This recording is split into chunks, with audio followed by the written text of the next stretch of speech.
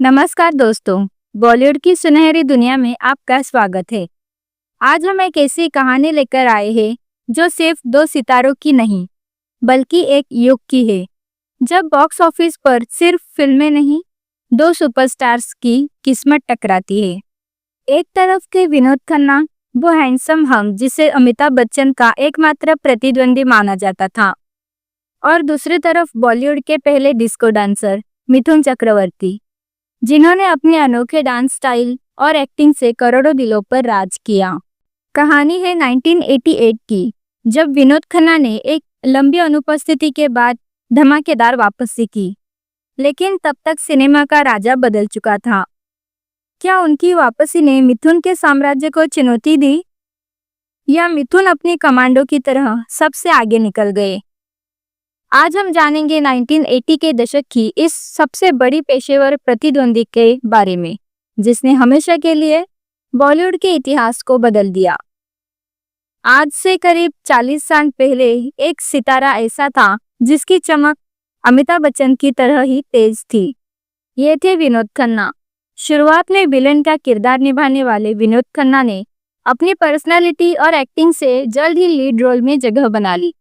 70 के दशक में अमर अकबर एंथोनी, हेरा फेरी और मुकद्दर का सिकंदर जैसी फिल्मों में उनकी मौजूदगी ने ये साबित कर दिया कि वे किसी से कम नहीं थे।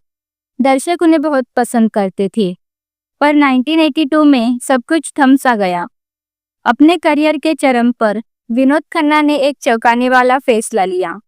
उन्होंने सब कुछ छोड़ दिया और अपने आध्यात्मिक गुरु ओशो रजनीश के आश्रम में रहने के लिए अमेरिका चले गई। ये खबर पूरे देश में फैल गई। बॉलीवुड में उनके ब्रेक को लेकर कई तरह की बातें हुई। किसी ने इसे पागलपन कहा, तो किसी ने आध्यात्म की राह पर उठाया गया साहसिक कदम। उसी समय बॉलीवुड को एक नए सुपरस्टार की तलाश थी। जब एक सितारा अपने रास्ते से हट गया, तो दूसरे ने अपनी राह बना ली। 1982 में मिथुन चक्रवर्ती की डिस्को डांसर रिलीज हुई। ये सिर्फ एक फिल्म नहीं थी, ये एक क्रांति थी। ये फिल्म अपनी कहानी, डांस और म्यूजिक की वजह से पूरे देश में छा गई। मिथुन ने अपने डांस और स्टाइल से लाखों लोगों को दीवाना बना दिया। रातों रात वो हर युवा की प्रेरणा बन गए। मिथुन ने विनोद खन्ना की जगह तो नहीं ली, लेकिन एक नए तरह के सुपरस्टार बन गए। उन्होंने साबित कर दिया कि एक आम इंसान भी अपने टैलेंट और मेहनत से टॉप पर पहुंच सकता है। 80 के दशक में मिथुन ने एक्शन, रोमांस और डांस से भरी फिल्में दी, जिसने उन्हें जनता का हीरो बना दिया। 1987 में विनोद खन्ना की वापसी की खबरें आई। 5 साल बाद जब वो अमेरिका से लौटे, तो सभी की नजरें उन पर थी। क्या दर्शक उन्हें उसी प्यार से स्वीकार करेंगे? उनकी पहली फिल्म इंसाफ रिलीज हुई। यह फिल्म उनके प्रशंसकों के लिए एक तोहफा थी। फिल्म ने बॉक्स ऑफिस पर जबरदस्त प्रदर्शन किया। इंसाफ की सफलता ने साबित कर दिया कि विनोद खन्ना का चार्म आज भी बरकरार है। फिर आया 1988। ये साल बॉलीवुड के लिए ऐतिहासिक था। विनोद खन्ना और मिथुन चक्रवर्ती दोनों की एक फिल्म एक ही दिन रिलीज हुई। विनोद खन्ना की आखिरी अदालत और मिथुन की रुखसत। मिथुन की इस फिल्म में वो डैनी के साथ लीड में थे। फिल्म की कहानी एक म्यूजिकल ड्रामा थी, जिसमें डांस और एक्शन का मिश्रण था। विनोद खन्ना की इस फिल्म में जैकी श्रॉफ और डिम्पल कपाडिया भी थे। ये एक थ्रिलर फिल्म थी, जिसमें विनोद खन्ना एक इंस्पेक्टर के रोल में थे। पहले दिन आखिरी अदालत की ओपनिंग रुखसत से बेहतर की। ये एक सीधा संकेत था कि विनोद खन्ना की वापसी सफल रही। लेकिन कहानी में एक और ट्विस्ट था। एक हफ्ते बाद मिथुन की एक और फिल्म रिलीज हुई। ये फिल्म थी कमांडो। ये फिल्म बॉक्स ऑफिस पर कमांडो बनकर ही आई। इसका एक्शन, मिथुन का लुक और कहानी ने दर्शकों को थिएटर्स में खींचा। कमांडो ने आखिरी अदालत को बॉक्स ऑफिस पर पीछे छोड़ दिया और मिथुन का स्टारडम एक बार फिर साबित कर दिया। कमांडो फिल्म मिथुन के करियर की सबसे बड़ी एक्शन फिल्मों में से एक थी। इसमें उनके साथ मंदाकिनी और हेमंत दिलजे थे।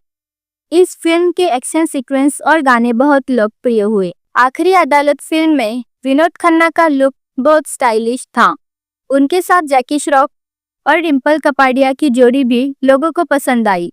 इस फिल्म के गाने भी अच्छे थे, लेकिन कमांडो के गानों की तरह वायरल नहीं हुए। इस प्रतिद्वंदिता ने बॉलीवुड के इतिहास में एक नया अध्याय लिखा। ये साबित हुआ कि दर्शक फिल्मों में केवल सुपरस्टार को ही नहीं, बल्कि अच्छी कहानी, एक्शन और संगीत को भी प्राथमिकता देते हैं। तो इस शोडाउन का विजेता कौन था? क्या वापसी के बाद विनोद खन्ना मिथुन के स्टारडम पर भारी पड़े, या मिथुन ही सबसे बेस्ट थे? अगर हम बॉक्स ऑफिस के नतीजे को देखें तो 1988 की उस जंग में मिथुन की कमांडो ने आखिरी अदालत को मात दी। लेकिन क्या इसका मतलब यह है कि विनोद खन्ना हार गए? बिल्कुल नहीं। विनोद खन्ना की वापसी एक प्रेरणा थी। उन्होंने साबित किया कि अगर आप में टैलेंट है, लगन है, तो कोई भी ब्रेक आपके करियर को खत्म नहीं कर सकता। मिथुन और विनोद खन्ना दोनों ही अपनी जगह पर महान थे। विनोद खन्ना ने अपने हैंडसम पर्सनालिटी और गंभीर एक्टिंग से दर्शकों के दिलों में जगह बनाई, जबकि मिथुन ने अपने जबरदस्त डांस और एक्शन से एक नया ट्रेंड सेट किया। दोनों ने बॉलीवुड को यादगार फिल्में दी। तो आप क्या सोचते हैं, 80 के दशक का असली किंग कौन था, विनोद खन्ना या मिथुन? अपनी राय कमेंट में जरूर बताइए और इस तरह की और कहानियों के लिए हमारे चैनल को सब्सक्राइब करें। मिलते हैं अगली वीडियो में।